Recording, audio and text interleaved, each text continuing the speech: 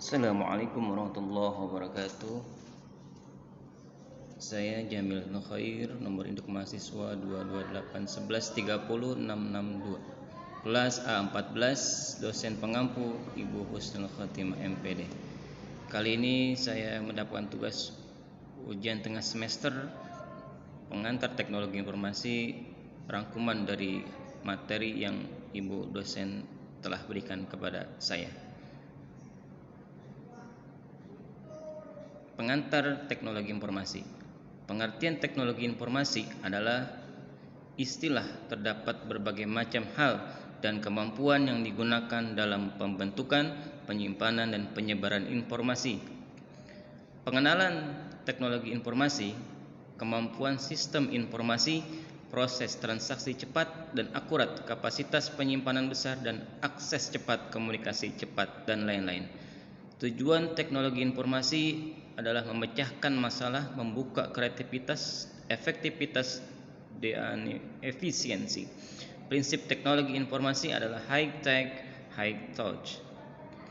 Memahami penggunaan perangkat lunak produktivitas. Perangkat lunak produktivitas seperti Microsoft Office adalah alat penting dalam kehidupan sehari-hari.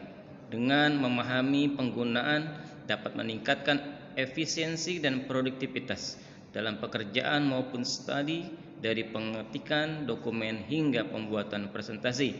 Perangkat lunak ini menjadi fondasi bagi banyak aktivitas profesional dan akademik. Di antaranya adalah berbentuk Microsoft Word, Microsoft PowerPoint, Microsoft Excel, dan e-book. Ini adalah cara untuk kita membuka Microsoft Word. Langkah 1, langkah 2,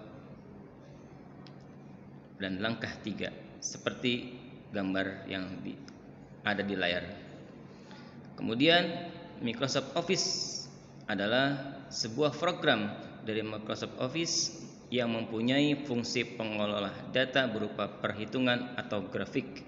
Kelebihannya adalah mempunyai kemampuan menampung data yang cukup besar dengan 1 juta baris dan 16.000 kolom dalam satu set. 2. Microsoft Excel mempunyai program penggunaan rumus yang sangat lengkap sehingga mempermudah pengelolaan angka dan menghasilkan dokumen yang lebih canggih. Kekurangannya adalah software pengelola angka ini berbayar atau tidak gratis. Aplikasi ini memerlukan banyak memori dan prosesor yang besar. Cara mengaktifkan Microsoft Excel adalah mengaktifkan Microsoft Excel cukup klik 2 kali pada ikon Microsoft Excel. Kemudian klik Start, All Program, lalu Accessories, Microsoft Office Excel. Kemudian Microsoft PowerPoint. Di antaranya adalah tips pembuatan Microsoft PowerPoint adalah pilih dulu jenis hurufnya, kemudian gunakan variasi warna gambar, foto, animasi, atau video. Kemudian area tampil frame yang ditulis jangan melebihi ukuran 16 x 20 cm dan usahakan dalam satu slide frame tidak memuat lebih dari 18 baris teks. Kemudian tips selanjutnya, dalam satu frame usahakan hanya berisi satu topik atau subtopik pembahasan. Kemudian beri judul pada setiap frame yang ditampilkan, kemudian menerapkan konsep computational thinking. Kemudian perhatikan komposisi warna, keseimbangan, keharmonisan, dan kekontrasan pada setiap tampilan. Kemudian adalah membuat background yang simple. Materi selanjutnya adalah pemanfaatan internet dalam PAI pada aspek psikomotorik. Materi-materi pelajaran PAI pada aspek psikomotorik yang bersumber pada internet tersebut adalah sebagai berikut. Di antaranya mencari contoh bersuci dari hadas dan najis di YouTube, kemudian mempraktikkannya. Mencari contoh saat berjamaah di YouTube, kemudian mempraktikkannya. Memberi contoh salat Jumat di YouTube dan memperhatikannya. Mencari contoh salat jamak qasar dan di YouTube, cara mempraktikkannya. Kemudian mencari contoh ibadah haji di YouTube yang mempraktikkannya. Selanjutnya adalah cara menyikapi berbagai dampak penggunaan internet. Di antaranya adalah menumbuhkan kesadaran dalam setiap diri dan berupaya memenuhi kewajiban sebagai pelajar. menggunakan internet dengan tujuan mencari informasi yang positif, memahami lebih dalam mengenai pengoperasian internet agar tidak tersesat saat menjelajah dunia maya.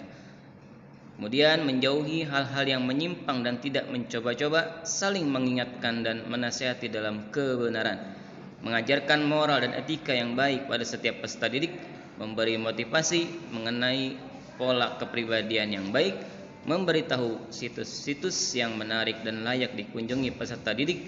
Terakhir adalah kehadiran orang tua sebagai pengawas saat anak menjelajah internet.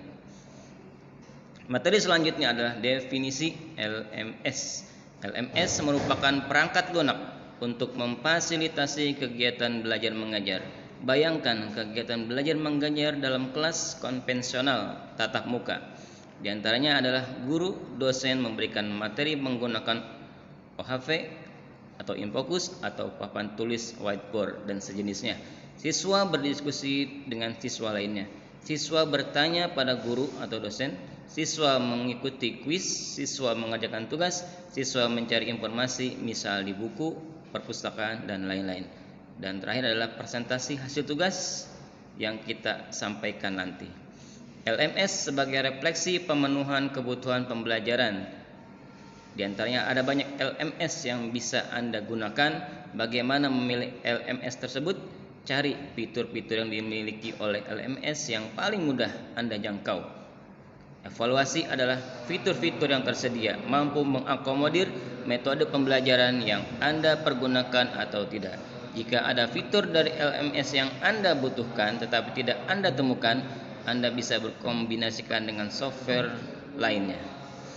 Aktivitas-aktivitas dalam metode pembelajaran teacher centered adalah merupakan metode pembelajaran yang bersifat konvensional.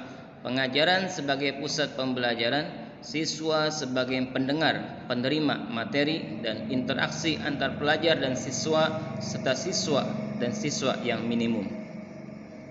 Fungsi utama LMS adalah dalam pembelajaran ada banyak pihak yang terlibat. Di antaranya siswa, pengajar, asisten, sekretariat, akademik, keuangan dan sebagainya. LMS biasanya hanya mendukung 3 user utama: siswa, pengajar, dan administrator sistem. Salah satu standar yang dipakai dalam menentukan fungsi LMS adalah Learning Technology System Architecture LTSI dari IAAA. LTSA adalah arsitektur yang menggambarkan rancangan sistem level tinggi beserta komponen-komponennya, yang merupakan hasil penelitian yang dilakukan oleh definisi Otto dari Ferenczen Incorporation. Sebagai penutup, LMS merupakan perangkat lunak yang memfasilitasi proses pembelajaran. Pemilihan LMS harus disesuaikan dengan metode pelajaran yang dipergunakan.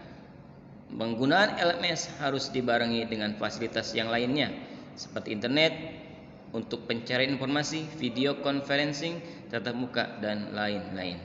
Mungkin itu saja hasil rangkuman materi yang telah Ibu dosen sampaikan dalam pengantar mata kuliah pengantar teknologi informasi. Kurang lebihnya dari saya mohon maaf. Wassalamualaikum warahmatullahi wabarakatuh.